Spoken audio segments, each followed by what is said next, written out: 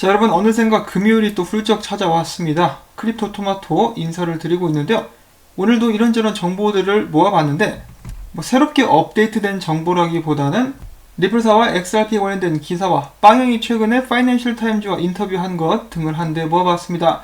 자, 첫 번째 소식으로는 그레이스케일이 말합니다. XRP는 2조 달러의 글로벌 시장에서 이득을 취하기 위한 준비를 하고 있다. 자, 사실 이게 다입니다.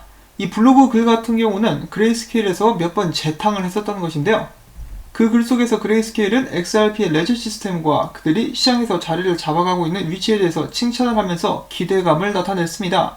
자, 그레이스케일 하면 딱 떠오르시는 것들이 몇 가지가 있을 텐데요. 어마어마한 비트코인 보유량, 그리고 최근에 암호화폐 관련된 광고를 미국 전역에 실시하게 된 것, 그리고 유명한 GBTC, ETH 등 비트코인과 이더리움 신탁을 판매하는 것으로도 유명하죠. 당연히 그레이스케일이 XRP에 대해서 투자를 하고 있기도 합니다. 기왕 밀어주는 거, 이 블로그 글에서만 밀어주지 말고 XRP도 신탁도 만들어주고 좀 더 적극적으로 나서서 광고를 해주면 정말 좋겠다라는 생각이 듭니다. 이더리움 같은 경우만 해도 기관 투자자들이 관련 신탁을 굉장히 많이 사고 있다라고 하죠. 그레이스케일에서 XRP도 좀 본격적으로 밀어줄 수 있기를 바라봅니다. 자, 그 다음에 최근 인터뷰에 관련된 기사들을 보도록 하겠는데요. 여기 보시면은 리플사의 목표는 암호화폐 산업의 아마존이다라고 하면서 이슨 비럴드 씨가 파이낸셜 타임즈와 인터뷰를 했다라고 나와 있는데요. 이것 좀 이분이 잘못 아신 것 같아요. 지금 제가 두 개 준비해 놓은 이 추가적인 기사를 보시면은 이 둘 다 파이낸셜 타임즈랑 인터뷰를 한 것인데 이 빵형과 인터뷰를 한 것이거든요. 그리고 여기 보시면 리플사의 개발 책임자 이슨 비럴드라고 나와 있는데 이슨 비럴드는 스프링에서 일을 하고 있죠. 그래서 이 부분은 오류가 아닌가 싶습니다. 자, 아무튼 인터뷰 내용들은 동일한 부분에 대해서 이야기를 하고 있기 때문에 한꺼번에 다 같이 합쳐가지고 요약해서 보도록 하겠습니다. 자, 일단 제목들만 잠깐 보면은 160억 달러어치 암호화폐를 가지고 리플사는 리셋을 시도한다. 무엇에 관한 리셋을 시도하는가? 이것에 대해서 또 알아볼 수가 있겠고, 그 다음에 같은 인터뷰를 통해서 이런 제목을 뽑아내는데요. 내가 전반적으로 XRP 시장에 신경을 쓸 것 같냐고? 당연히 신경 쓰고 있다. 100%다 라고 이야기를 하기도 했다라고 합니다. 자, 일단 이 기사 같은 경우는 초반부터 헛발질을 하면서 일단 시작을 하게 되는데요. 리플사가 XRP를 만들었다라고 표현을 하고 있습니다. 그게 아니죠.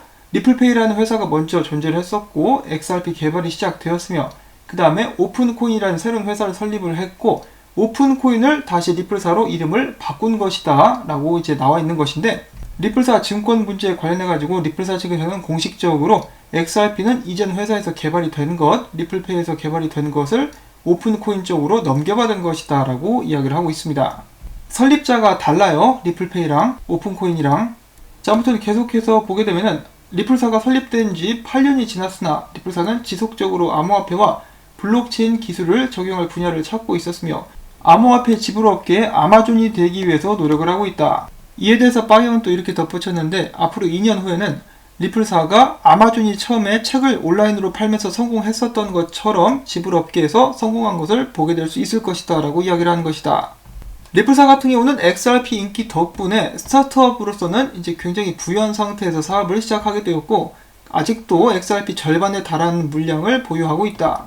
빵형은 최근 파이낸셜 타임즈와의 인터뷰에서 그의 회사인 리플사가 XRP 시장에 깊게 연관이 되어 있으므로 당연히 XRP 시장을 신경 쓰고 있다라고 이야기를 했다. 빵형이 이야기하기를 우리는 리플사는 자본주의자들이고 많은 양의 XRP를 보유하고 있습니다. 내가 전반적인 XRP 시장에 신경을 쓰고 있냐고요? 당연히 100% 신경을 쓰고 있습니다. 자, 그리고 인터뷰에서 빵형은 또한 리플사의 목표는 XRP의 유틸리티를 발전시켜 나가는 것이며 이는 몇 년이 걸릴 수도 있다라고 이야기를 했는데, 그 과정 속에서 블록체인 기술과 앱이 발전하게 될 것이라고 이야기를 하는 것인데, 기자는 기사를 쓰면서 그 과정 속에서 XRP 가격도 오를 것이다 라고 풀이를 하고 있었습니다. 자, 그러나 리플사의 대형 파트너라고 볼 수 있는 센텐더뱅크 등은 XRP를 활용하지 않고 있습니다. 전에 센텐더뱅크의 네트워크 매니저는 이렇게 이야기를 한 바가 있었는데, XRP는 아직 센텐더뱅크가 사용할 수 있을 만큼 활발하게 거래가 되고 있지는 않는다.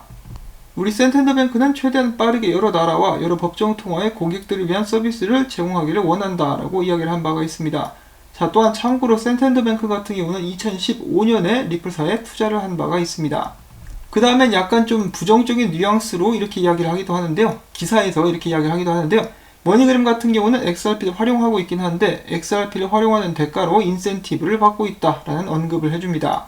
리플사는 은행들과 함께 일을 하기 위해서 끊임없이 노력을 해왔는데 테크크런치의 창업자인 마이클 에링턴은 이에 대해서 이는 마치 우버가 처음 나왔을 때 기존의 시장으로부터 시장을 확보하기 위해서 택시들과 경쟁하는 것과 같다라는 표현을 하기도 했었으며 리플사 같은 경우는 은행과 함께 일을 하려고 노력을 했기 때문에 많은 암호화폐 참여자들로부터 미움을 받기도 했다라는 말을 남기기도 했었습니다. 빵형 같은 경우는 XRP와 리플사가 미국의 불분명한 암호화폐 관련된 규제 때문에 발전이 더뎌지고 있다라는 말을 남기기도 했다라고 이렇게 이야기가 되고 있고요. 이 기사의 맨 마지막에 끄트머리에서는 전 리플사의 CTO 스테판 토마스가 최근에 한 발언이 실려 있습니다. 좀 좋지 않게 들릴 수가 있는데요. 생뚱맞게 그는 이렇게 이야기를 했다라고 해요. XRP가 트랙션을 얻기 위해서 이 견인력, 그러니까 어떻게 보면 사용력을 얻기 위해서는 수백 년이 걸릴 수도 있다라고 이야기를 했다라고 합니다. 근데 이걸 또 진짜로 수백 년 걸린다라고 받아들이면 안 되고요. 수백 년 걸릴 거라고 말은 했지만은 그만큼 오래 걸릴 것이다라고 의견을 냈다라고 볼 수가 있는 것이죠. 이렇게 오랜 시간이 걸릴 수도 있는 일을 최대한 단축시키기 위해서는 빵형이 이야기를 한 대로 암호화폐 관련된 규제가 가장 먼저 해결이 되어야만 할 것입니다. 자, 아무튼 빵형 같은 경우는 XRP 가격에 신경을 쓴다라고 자신이 다시 한번 이야기를 해주었고요. 리플사도 XRP를 많이 들고 있으니까 당연히 가격이 그들에게도 중요하겠죠. 가장 핵심이라고 볼 수가 있는 것은 바로 XRP 유틸리티를 늘려버리면 수요가 자연스럽게 늘어나게 될 것이기 때문에 이 부분이 가장 중요하다라고 볼 수가 있겠습니다. 베베 꼬인 사람들은 이것도 비싸게 팔아먹으려고 수작 부리네 라고 이야기를 하는데요. 그냥 비싸게 팔아먹는 게 아니라 실질적인 문제를 해결하면서 사용성을 늘리고 그 과정 속에서 XRP가 정말 유용해져 가지고 값어치가 올라가는 것을 목표로 하고 있다라고 보시면 되겠습니다. 어떠한 정보가 나오든 어떤 발언을 하든 이것을 무조건 부정적으로 어떻게 해서는 비꼬는 사람들이 많이 있는데요. 가격이 올라가면은 홀더들에게는 일단 좋은 일이겠죠.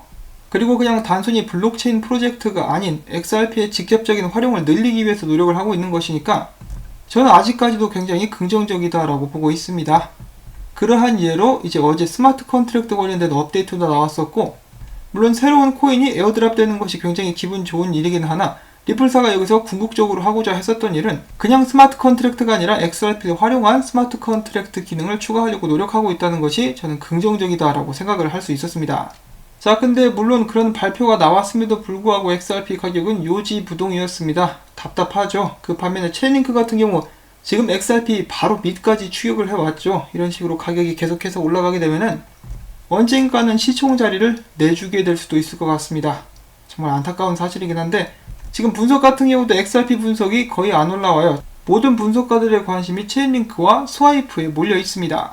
어떻게 하면 리플사와 XRP가 이런 분위기를 반전시키면서 XRP 가치를 올릴 수 있을까? 그것에 대한 답은 솔직히 저도 모르겠습니다. 다만 지속적으로 개발을 해주고 있고 노력을 하고 있기 때문에 그 열매가 언젠가는 매치가 되지 않을까라는 희망을 가져보면서 오늘 소식은 여기서 마치도록 하겠습니다. 여러분들께 도움이 되셨거나 들을만 했다라고 생각하신다면 언제나 그렇듯이 저 역시 여러분들의 도움을 필요로 합니다. 토마토밭에 물주기 오늘도 부탁을 드립니다. 한 분 한 분 봐주시는 광고가 이 채널이 살아남는데 큰 힘이 되고 있습니다. 자, 그러면 저는 다음에 새로운 소식 가지고 인사를 드릴게요. 오늘도 안전하고 행복한 하루 되시기를 바랍니다. 안녕히 계십시오.